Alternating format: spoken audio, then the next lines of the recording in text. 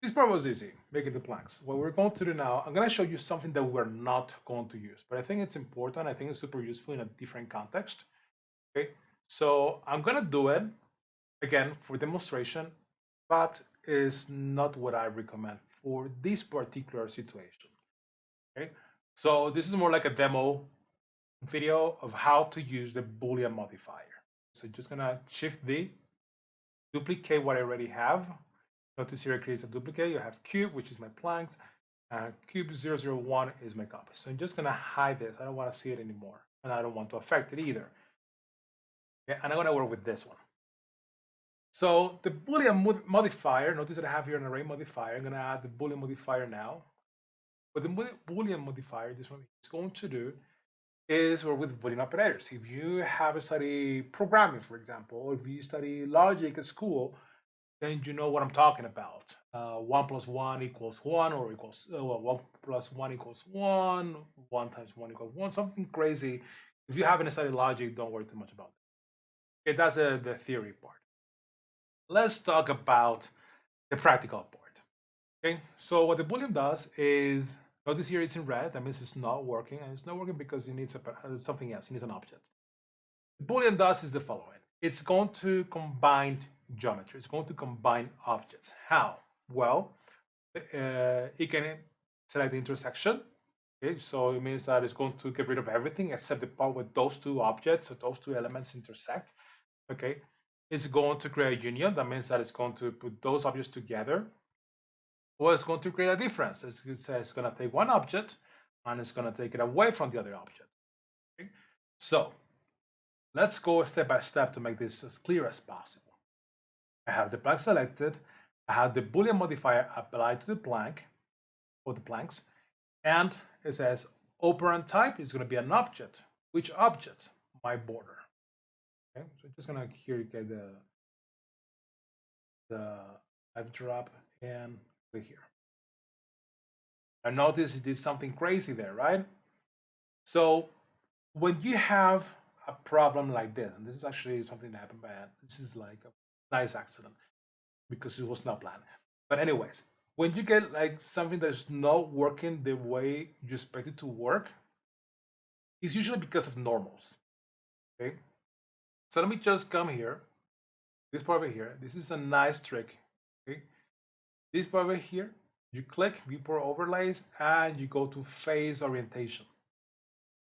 And this is why it's not working. We want everything to be blue. We don't want anything red. Why don't we want anything red? Red is bad in this case. It is because of the normals. Okay? If you don't know what normals are, I'm gonna give you a very quick explanation. It's just, let me just come up with a plane. Okay, there you go, the plane. And notice the plane is an object that is only 2 dimensions. Okay, nothing in the world is 2-dimensional. Even a sheet of paper, it has some thickness. Very, very small, but it has some thickness. Okay, a plane has no thickness. This is possible because we are in a virtual environment. Okay, so since it doesn't have any thickness, you will see this face over here, blue, this is the front. And this is the back, the red one. Okay, what happens with the back?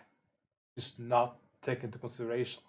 Okay, it's not, it doesn't exist. Okay, it's like when you see an object, okay, and you turn it around, you don't see it anymore. Okay, that's why there's nothing that is, there's not right dimension, there's not 2-dimensional in real life. Let me just erase it. The plane. Okay, so what happened here is that when we created the vertices, okay, and then we extruded, some vertices were extruded nicely. Okay, the computer interpreted, okay, this is the front, so yeah, cool, no problem. And this other part is the back. Okay, we want to change that. We want to have everything the same color. We don't want to have things like twisted or things that we can see in one part, we cannot see the other part. Okay, so you're just gonna select the border because the problem is in the border. Edit mode. Okay, I'm going to press A to select everything, and I'm gonna press Shift N. And notice now everything is working nicely. What happened with Shift N? What did it do? It is recalculate normals. I'm gonna show the options here. It's only one option. Okay, if I press inside, that's what happened. The meaning of inside means that if you're creating, for example, a stadium, okay, and you create a lot of objects, okay, maybe you're not going to use the outside part. But you don't need to create that geometry. You only need to create the part that is inside. So you click inside, so everything that is inside that stadium, for example, is being, the normals are pointing to that direction. Okay? In this case, just want what is outside. So I just click on that. Okay, so object mode, now blanks are fine, apparently. You don't know what's happening, to be honest. I mean, you don't see any difference. Let me turn off that blue. We don't need it anymore. Face orientation. Okay. What happened here is that it created a difference. So it means that it took the border, right? Let me just hide it. And it cut everything. See, that's the meaning of difference. You just Alt H to unhide. Oops, I unhid why I didn't want to. Okay, the backup. That's why I unhid accidentally. So blanks again. Intersection, everything disappears. So what is actually being selected, as you can see here, because it is highlighted, is the part that is inside. Everything that it was intersected between the planks and the border is going to stay. Everything else is disappearing.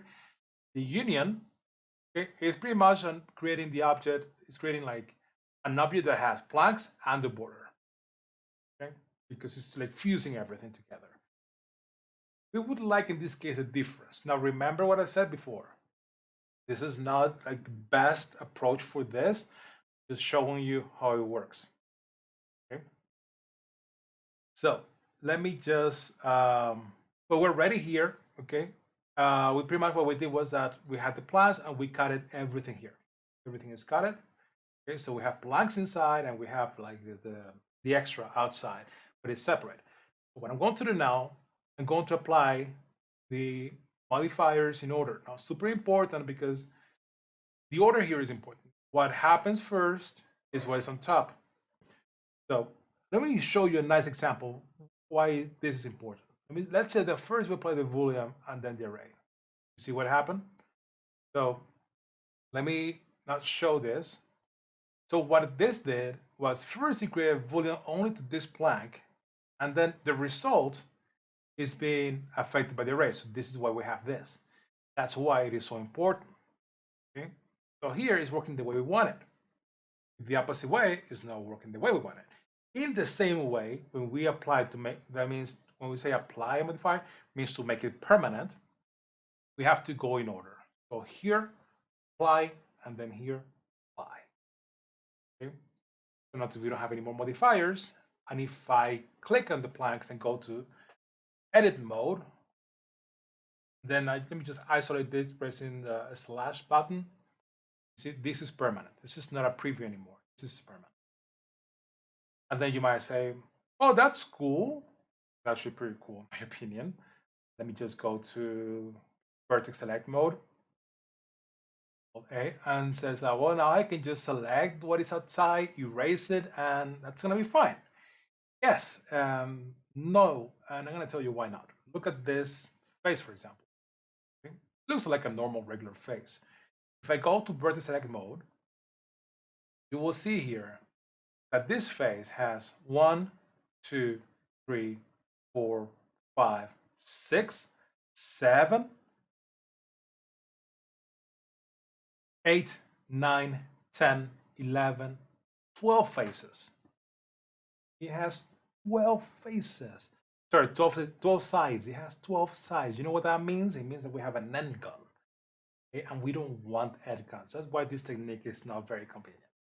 Okay? If it were an illustration, for example, sure, no problem. We can have an end gun. In general terms, we don't like end guns. Why not? First of all, not all programs work well with handguns. Later, we're going to go to ZBrush, okay, to do some sculpting. This would just not show. It wouldn't show at all. So that would be a huge problem. I think Substance Painter doesn't accept handguns either. So again, another problem. Okay? Some game engines, if you're making this for a game, they wouldn't accept handguns. Okay, so you would have to triangulate, or in this case, you think, for example, about this one over here. Vertex. If this one has fewer, but it has 1, 2, 3, 4, 5, 6. It has six sides, okay? Also an angle. We only want triangles. Triangles are okay, we'll set them. We want quads, 4 sides. If you think about it, it's not really necessary to have this here. So what we would do is start tweaking and modify every single vertex or making connections, seeing what to raise, what not to raise. So it's a lot of problem. It's a lot of work. It's a lot of time that can be easily avoided. Okay. So next, let me just go here. X, delete this. We're not gonna use it again. And here we have our original blanks with the array modifier. And next, we're going to do this in an easier way.